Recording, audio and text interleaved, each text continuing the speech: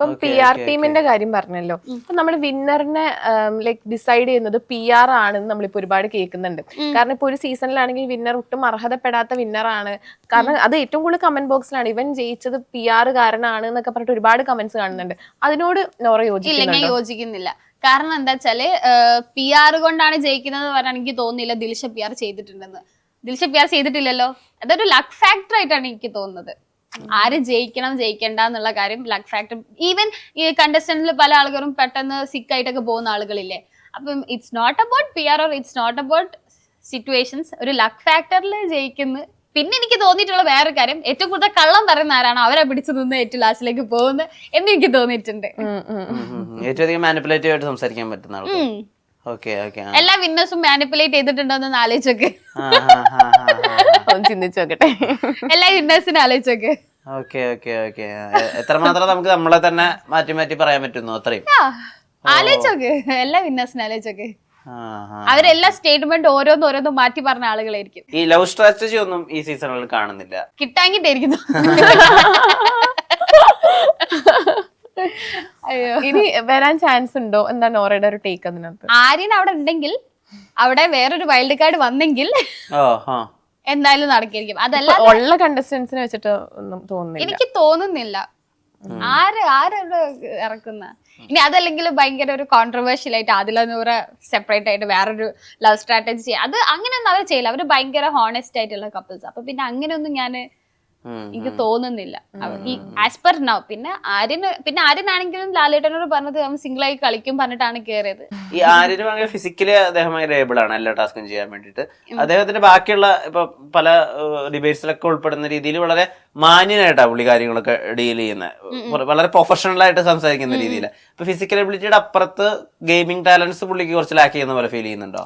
End of the day നമ്മൾ big ബോസിൽ ആര് ദ ബെസ്റ്റ് ആയിട്ട് നിലപാട് സംസാരിക്കുന്നുണ്ട് അത് ബേസ് ചെയ്തിട്ടാണ് മുന്നോട്ടേക്ക് പോവുക. അതിപ്പം ഫിസിക്കൽ ടാസ്ക് വേണ്ടെന്നല്ല പറയാം, ഫിസിക്കൽ ടാസ്കും ഒരു ഘടകം തന്നെയാണ്. ബട്ട് ആരാണോ കൂടുതൽ അവിടെ ശബ്ദം ഉയർത്തുന്നത് ഇപ്പൊ ഞാൻ കാര്യം ചോദിക്കില്ല. അപ്പൊ സോഷ്യൽ മീഡിയ ഇപ്പൊ ഓപ്പൺ ചെയ്ത് രേണുസുദിന്റെ വീഡിയോ ആണോ ആര്യന്റെ വീഡിയോ ആണോ കൂടുതൽ കാണുന്നത്? അതെന്തുകൊണ്ടാ? PR മാറ്റി വെച്ചാൽ പോലും എല്ലാതും തന്നെ നോക്കി നോക്ക്.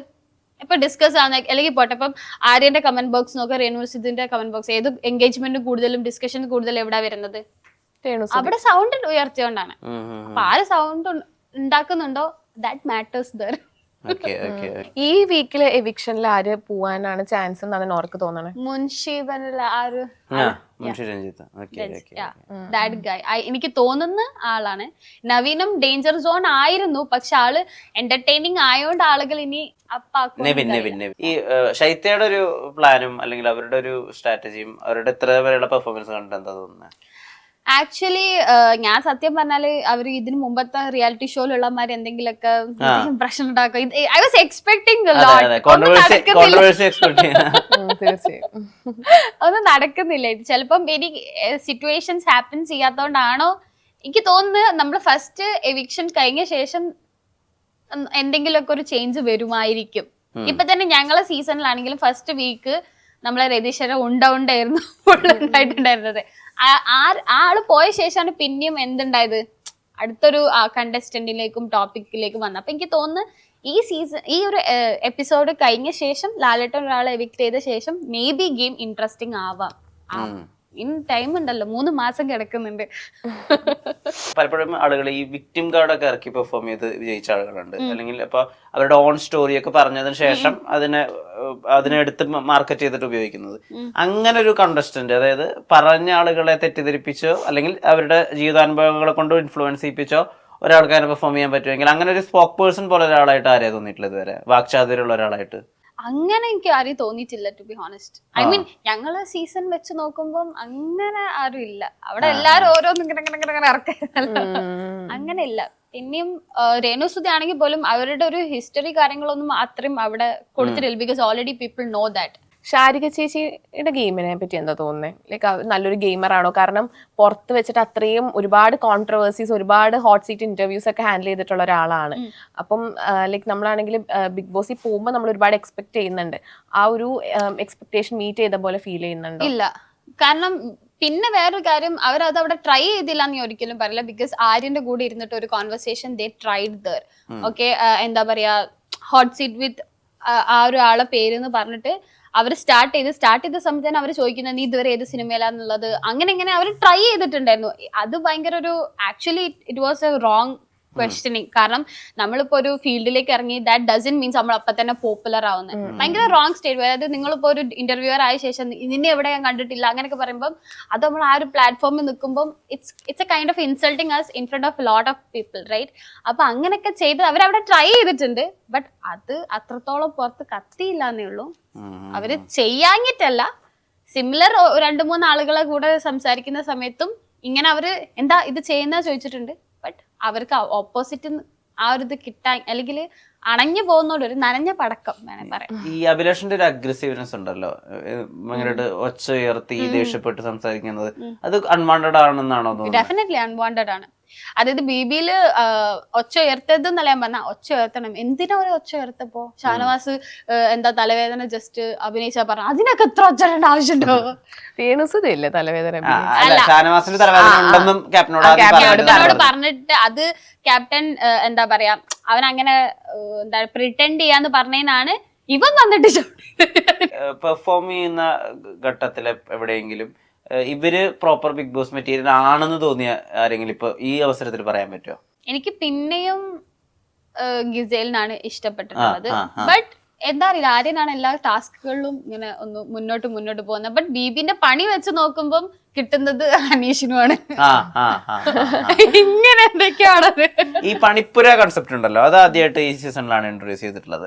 പണിപ്പുര കൺസെപ്റ്റ് എങ്ങനെയാ, അത് ഫ്രഷ് ആണോ, എന്താ അതിനെ പറ്റി? സിമിലർ ആയിട്ട് ഞാൻ ബിബിയിൽ ലൈക് ഹിന്ദി സീസണിൽ കണ്ടിട്ടുണ്ട്.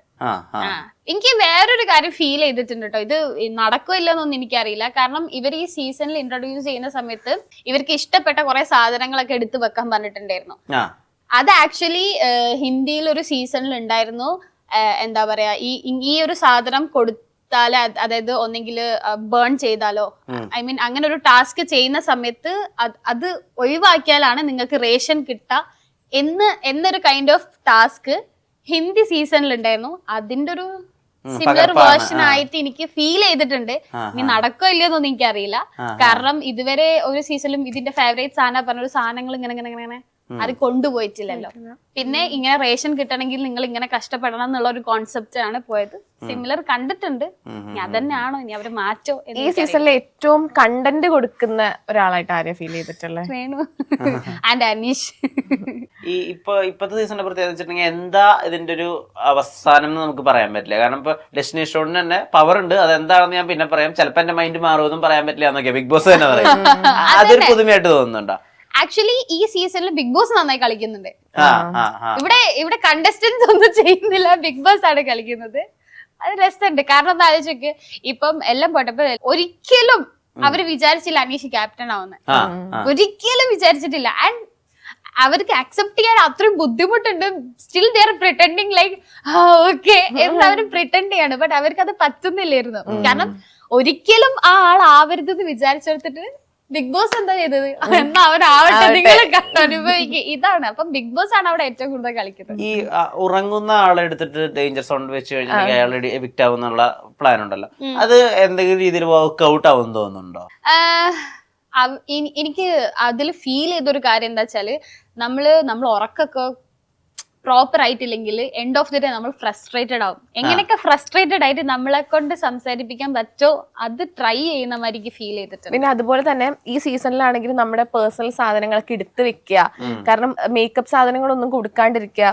അപ്പൊ അതൊക്കെ ഒരു ബിഗ് ബോസിന്റെ ഒരു നമ്മളെ ഫ്രസ്ട്രേറ്റഡ് ആക്കാനുള്ള ഒരു സ്ട്രാറ്റജി ആയിട്ട് തോന്നുന്നു. അത് ഇത്ര വിസിബിൾ അല്ലെങ്കിലും ഞങ്ങളെ സീസണിലാണെങ്കിലും ഈ ഓരോ സാധനങ്ങൾ ഞങ്ങൾക്ക് അയക്കല് അപ്പപ്പ തരാറില്ല. അതോടെ പിടിച്ചേക്കും 2 ആഴ്ച. ഈവൻ ഞാനൊക്കെ അർജുന്റെ ഡ്രസ്സൊക്കെ എത്രയോ തവണ ഇട്ടിട്ടുണ്ട്.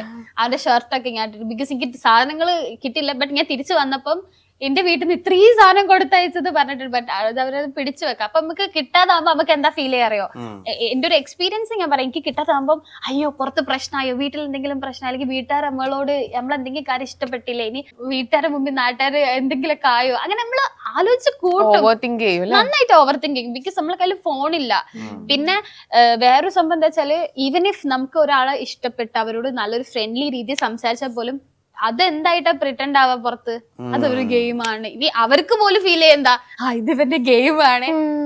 അവിടെ ഒരു ട്രൂ റിലേഷൻ ബിൽഡ് ആവുന്നില്ല, പ്രിറ്റൻഡിങ് ആണ്. പക്ഷെ നിങ്ങളുടെ സീസണിൽ പക്ഷെ ഇങ്ങനെ മേക്കപ്പ് ചെയ്യാൻ സമ്മതിക്കാണ്ടിരിക്കുക അങ്ങനെയൊന്നും ഉണ്ടായിരുന്നില്ലല്ലോ. ഇല്ല അങ്ങനെ ഇല്ലായിരുന്നു. ബട്ട് അതാ ഇത്തവണ ബിഗ് ബോസ് കളിക്കുന്നുണ്ട്, അവര് കളിക്കുന്നില്ല, ബിഗ് ബോസ് കളിക്കുന്നുണ്ട്. ഏറ്റവും പ്രായം കുറഞ്ഞ കോണ്ടസ്റ്റന്റ് ഉണ്ട്, ഇൻസ്റ്റാഗ്രാം ഇൻഫ്ലുവൻസർ ആണ്. അവർക്ക് ഈ കോണ്ടന്റിനെ പറ്റി കൃത്യമായിട്ട് ധാരണയുള്ള ആളാണ്. അതെ. പക്ഷെ അവരിൽ ആ പൊട്ടൻഷ്യൽ കാണാൻ പറ്റുന്നുണ്ടോ? സോഫാർ എനിക്ക് തോന്നുന്നു നമ്മള് ഇൻസ്റ്റഗ്രാമില് കൂടുതൽ കോണ്ടന്റ് കൊടുത്തോണ്ടാണ്, അല്ലെ കോണ്ടന്റിനുള്ള ഇടയ്ക്കിടയ്ക്ക് തഗ് ഇടാന്നല്ലാതെ അവര് വലിയ വലിയ കാര്യങ്ങളിലേക്കോ അല്ലെങ്കിൽ വലിയൊരു കോൺവെർസേഷനിലേക്കോ അതിലേക്ക് പോയിട്ടില്ല.